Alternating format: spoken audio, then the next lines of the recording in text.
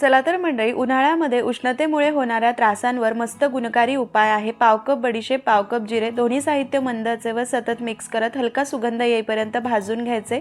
काढून पंख्याखाली गार करायचे। गार झाल्यानंतर एका कोरड्या मिक्सरच्या भांड्यात काढायचे। त्यामध्ये 1 कप साखर घालायची, सोबतच 1 चमचा काळं मीठ घालायचं, पाव चमचा चाट मसाला, अर्धा चमचा साधं मीठ घालून मिक्सरला बारीक वाटून घ्यायचं।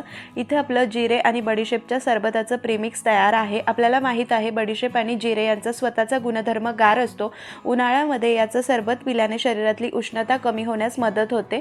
छान चाळून घेतलं। हे प्रीमिक्स हवाबंद डब्यामध्ये फ्रीज शिवाय 2 महिने छान टिकतं।